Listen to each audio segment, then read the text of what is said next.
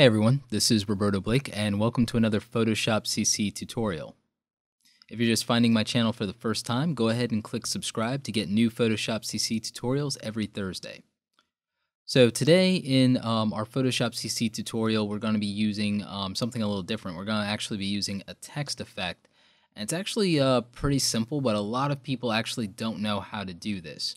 What we're going to be doing today is we're going to be using a clipping mask with a background in order to kind of create this galaxy text effect that you may have seen in other people's Photoshop work or even some of my old Photoshop work. So I'm going to show you how to do this interesting text effect today. And it's pretty straightforward and it's pretty simple. So this isn't going to be a long tutorial at all. So as you can see, we have our text layer, we have some effects on it, and I've duplicated it just to make it stand out just a little more, but we have that going on. And we have our background layer over it, and we have a few little effects. We have a stroke and we have an outer glow. You don't necessarily need those effects. It just kind of depends on what kind of look you're going for, and you can do whatever you like with this. One of the interesting things about this, though, is because you have the clipping mask, you can move the background. If you don't have auto select on, you can see this a little better. You can just kind of move this and position it accordingly, and you can get some different little effects or just a different overall look out of it, and that's actually pretty cool. And this can be very useful when you're doing some other types of backgrounds or other types of images that you want to put inside of your text. So the cool thing about this is you don't have to do anything really super complicated. You can do this with backgrounds, you can do this with textures, you can do this with anything you like and just use the clipping mask and the text will stay in place.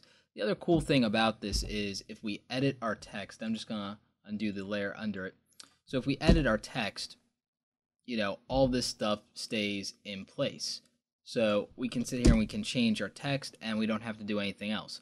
If we were using traditional masking, none of that would work and we'd have to be concerned about that whenever we do it.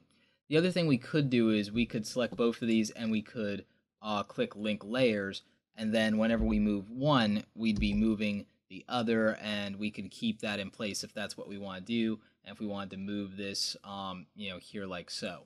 So we could do that. If we right click, we can unlink those layers, and then we have the freedom to move this or the text back and forth as we see fit. So again, that just creates some interesting options in terms of what you can do with this. So I'll go ahead and I'll show you how I did this. I'm just going to duplicate my current layer. I'm going to just move this behind here so we don't see it anymore. Okay, so I have my layer, and beneath that I have my text layer. Now again, if I take off these effects, this is what we have. We have our background and we have our text. So what I'm going to do is I'm going to turn this layer back on, and this is my unaltered little galaxy layer. So what I'm going to do is I'm going to create the clipping mask, and that that creates my effect as far as placing that over the lettering. So what I want to do is I want to make sure that this is staying within the bounds of that lettering however I do it, because if I don't, then it'll go off like this and it'll go to white. Now if that's what I want, then that's fine, and I could even hold down Alt as a shortcut, duplicate it over here, and I can get that, and it'll be a clipping mask also, and that just gives me that interesting look there. So that's something that you can do. It's an option. You don't have to do that, but again, that capability is there if you need to, or if you have a different type of image and you want to experiment. So again, you have some options. You can do this with just the one layer, or you can get the make the duplicates. You can erase if you want to, and then make a duplicate to kind of place some of the effects wherever you want, what have you. Now in the effects panel, what I decided to do to make this stand out a little more was, and I'll turn these back on, to make this stand out a little more, I decided to put a stroke around this. You know, you don't necessarily have to do that. You could just do an outer glow if you want, or you can do an outer glow and a drop shadow. Again, totally up to you what you want to do with this effect. I just, happen to choose that in this case. So, I could always do something like this if I want it to stand out. And that's certainly an option. I could turn off outer glow and I could get something like this. So, I think that kind of looks good. If I wanted to, I could still do the stroke and that looks okay. So again, you have all these different interesting options, and in this case, I think this actually looks better, so we'll just leave it, like this.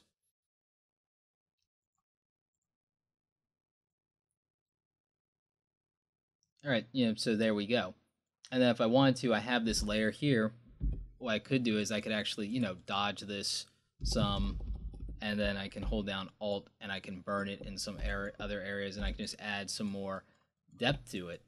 Now that I have it selected and I have it the way that I want it, I could just do these different things, and now it's not so plain, it stands off of the background more. So again, you have all these interesting options to just really make this your own and just get a really cool and a very different look for it, and you can do different things with each of the individual letters and, kind of add some lighting to it and just make the whole thing a lot more interesting. And this is a good way to do what we refer to as title treatments in typography. So if you were going to do something for a title, for a YouTube thumbnail, or for the intro to something, this would be really good to do. And ultimately, this is what this is going to end up being. This is going to be the YouTube thumbnail for this particular tutorial video. So, this is just, again, one very cool way to take basic typography, a single image, a background, and do something really interesting and unique and cool looking with it. So I hope you guys enjoyed this. I hope you guys learned something from this. If you have other questions about this effect or text effects in general, go ahead and leave those in the comments below. And let me know what other Photoshop tutorial videos that you guys would like to see me do. As always, I try to do these on Thursdays. If I'm having some difficulties, they'll come out Friday morning. But anyway, like this video if you like it. As always, don't forget to subscribe, like the other videos in my Photoshop CC tutorial series, and thank you again for watching.